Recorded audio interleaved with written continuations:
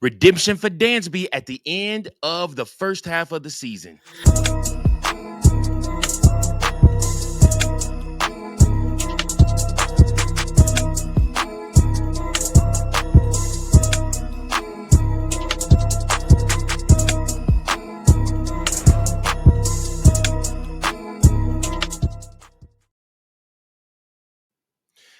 Yo, yo, yo, what's going on, everybody? It's your boy Mike Jones back again with another episode of Chicago Cubs Central. That's right, your number one spot for all things Chicago Cubs.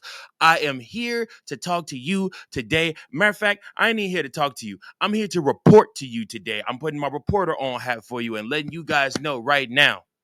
The rumors of the Chicago Cubs' demise were vastly exaggerated. That's right. That's right, baby. They was talking about, oh man, by the end of the week, the Chicago Cubs are gonna be in second place. Oh man, by the end of the week, Chicago Cubs are gonna lose their first place. Oh man, the Brewers this, Brewers that. Brewer what? Brewer who? Mizorowski, Mizanowski, Inajoski. It don't matter. Cubs and 5, baby.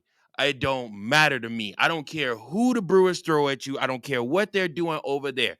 Us Chicago Cub fans got to take some pride in this damn baseball team. I'm gonna say football team, in this baseball team, because they once again, after getting dominated on Friday, Saturday, you get a master class from Matthew Boyd on how to carve up some of the best hitters and one of the faces of the league. Then Sunday, Shota Imanaga comes right behind him. Masterclass. And these are my words. These are the words of your manager, future manager of the year, Craig Counsell. That's right. I'm calling it right now. Craig Counsell, manager of the year. He's got a damn good shot at doing it. These Chicago Cubs are playing out of their mind. And, it's not your usual suspects in this one today. Yesterday, like I said, you did kind of have your usual suspects doing what they do. But in today's game, it was a different story. It was Dansby Swanson who had the major hit in this game to really push Chicago Cubs over. I do also like that Craig Counsell is still flirting with the batting order. I like that. I like that. It was a little bit puzzling to put up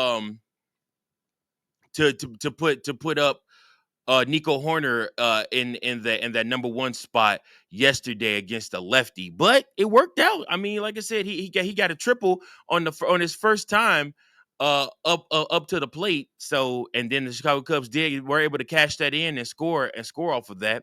And they never looked back from that. And they held the lead in both these games and never looked back. Never relinquished the lead after getting demolished on Friday. The Chicago Cubs answer with a resounding answer over the next two games of this series. And you can't help but puff your shoulders out going into the All-Star break and realizing just how damn good this team is. But here's the thing, y'all. The best is yet to come for the Chicago Cubs. You haven't seen the best of this team yet. That's the scary part. That's the part that has pundits and reporters and writers and newsbeat writers and even podcasters like myself telling you the Chicago Cubs have a real shot at the World Series this year, and they're showing you. The hook on the Chicago Cubs to start the season was, oh well, I mean, you look what they did, in Japan against the Dodgers. They're not serious contenders. They're gonna beat some bad teams, but they can't beat the good teams. Can't say that. Can't say that anymore. Like I said, the Chicago Cubs have definitely done their part this season to make sure that they are in the hunt, not only for the Central Division, but also for the National League as a whole. By the end of the night, the Chicago Cubs could hold sole position of first place in the National League to wrap up the first half of the 2025 campaign. And to me, that right there says all that you need to say about the Chicago Cubs. They are legit one of the best teams in baseball this season. and they're going to add more, and they're going to get better. And you haven't even seen the best of Kyle Tucker yet. You've seen a really good PCA. You've seen an awesome, fantastic Dansby Swanson. I'm sorry, not Dansby Swanson. Seiya Suzuki. But you have not seen the best of Kyle Tucker yet. Ian Happ tends to get hot towards the second end of the season too, the second half of the season too. I'm just looking at these Chicago Cubs, and I'm telling you guys that you haven't seen the best yet. The best is yet to come for the Chicago Cubs. Shota Imanaga in this game did come in and put in a masterclass, though. 7 innings pitched for Shota Imanaga in this one. Shota Imanaga pitched 7 innings in this game, 2 hits, 1 earned run, 1 walk, 6 strikeouts on 91 pitches, 55 of those being strikes. His ERA is 2.65. Then after him, Drew Pomerantz came in, did his normal, usual Drew Pomerantz thing. 1 inning pitched, no hits allowed, no earned runs, no walks, 1 strikeout, 13 pitches, 8 of those being strikes. He has a 0.70 ERA. And then, of course, our closer, Daniel Palencia, came in, pitched 1 inning, the 9th inning, 0 hits allowed, 0 earned runs, 0 walks, 1 strikeout on 14 pitches, 10 of those being strikes, a 1.57 ERA. I've been telling you guys to believe in the Chicago Cubs, but I also have to take my own advice because I definitely thought the Chicago Cubs would drop 2 to the Yankees. They proved me wrong. And I'm very happy they proved me wrong. The Max Fried game is what's impressive. This game, I thought the Chicago Cubs would get them on Sunday. I did. Like I said, you go back and watch the other episodes, I'll tell you guys, you'll see. I really thought Sunday was probably the best shot at the Chicago Cubs getting the game in this series, at least one. But they proved me wrong far and away. They took care of business on Saturday and turned around and took care of business again on Sunday. And man, am I thankful that they did. So the Chicago Cubs do finish off the first half of the season, 57-39. We're going to ask a lot of questions. I have a special super mega, I don't even know what to call it, a mega episode, but I'm going to have some guests joining me. I'm lining those guys up. We're probably going to drop that episode on Wednesday. I'm going to take Monday and Tuesday off and enjoy the All-Star break along with the team. I'll drop an episode Wednesday.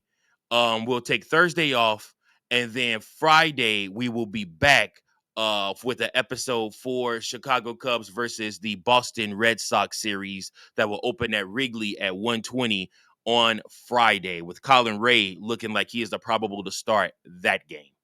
But yeah, man, the Chicago Cubs did their thing. They did their thing. Matthew Boyd, Shota Imanaga. Like I said, it was amazing to see.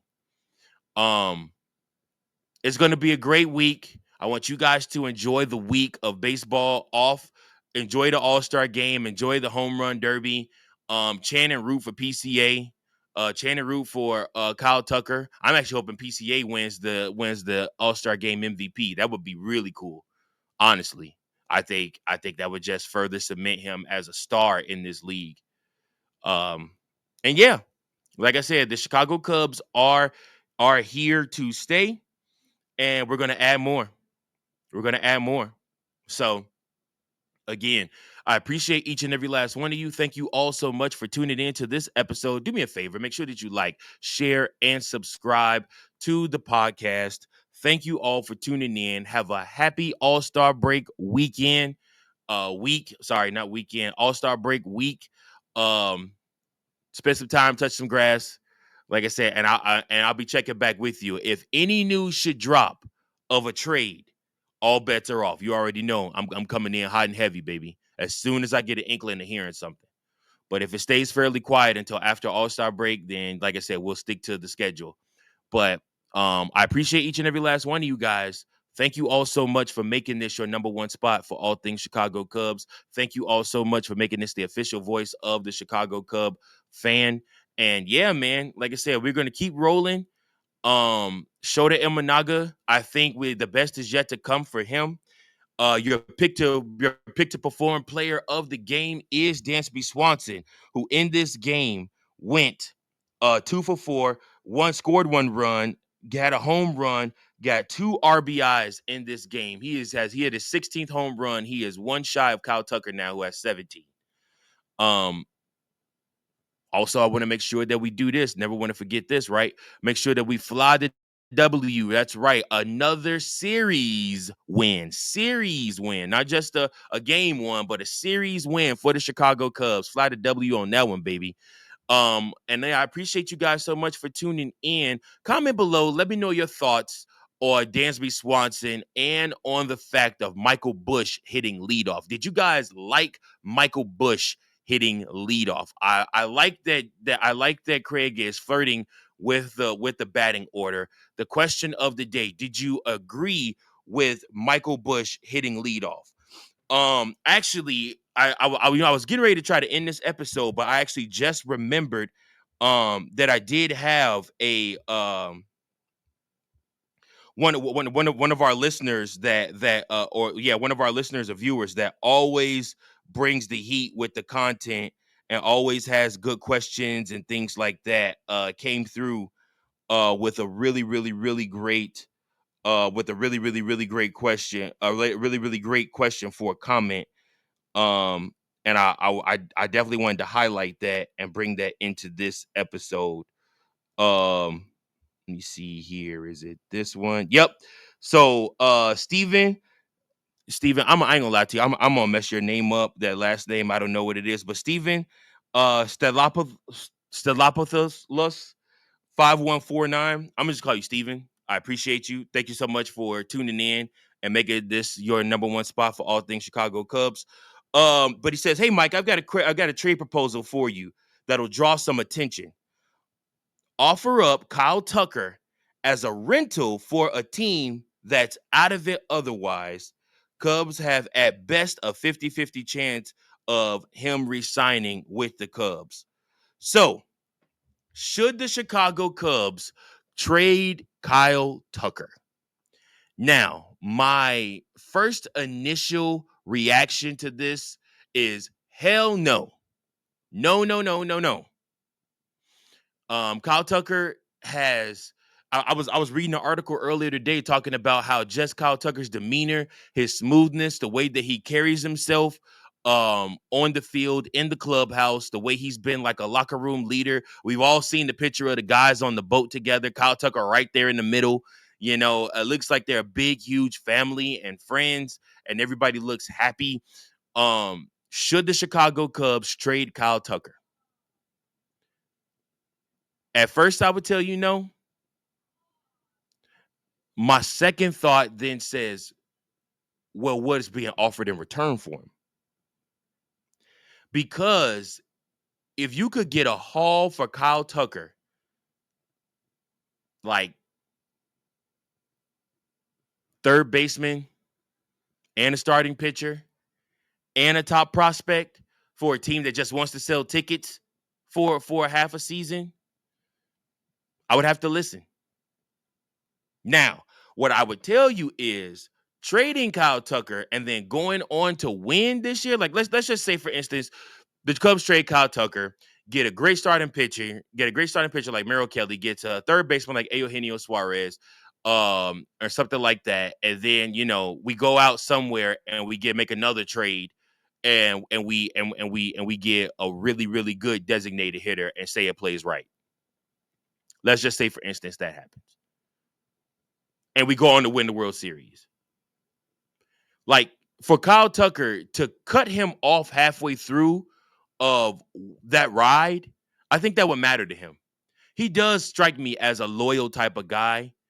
I don't think you would see Kyle Tucker signing with like a Cubs main rival. I don't think you would see him signing with the Brewers. I don't think you would see him signing with the Cardinals.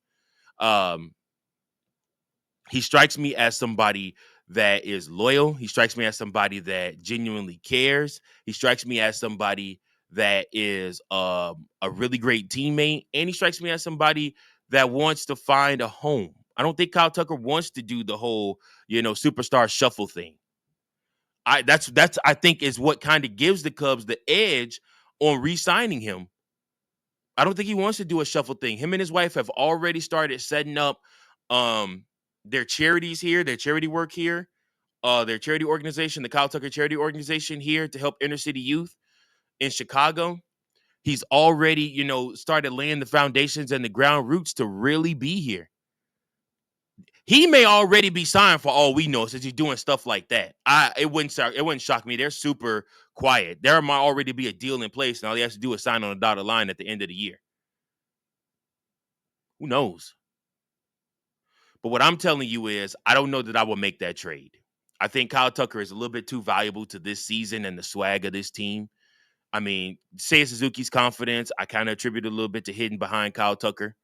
PCA, I think, has learned a great deal from Kyle Tucker, watching his ABs, watching his batting practices, and also he has also benefited from Justin Turner too, which is also why I originally was saying like Cubs need a DFA Justin Turner, but the more I think about it, as detrimental as he might be to PCA's success, I think that he probably will be sticking around for the season, at least this season. But yeah, man, the Chicago Cubs, I do not think would trade Kyle Tucker. So with that being said, listen, I appreciate each and every last one of you guys for tuning in to another episode of Chicago Cubs Central and making this your number one spot for all things Chicago Cubs. Until next time, it's been real. I'm your boy, Mike Jones. See you guys real soon. Peace. Thank you for watching another episode of Chicago Cubs Central, the number one spot for all Chicago Cubs content. Remember to like, share, subscribe for more Cubs content.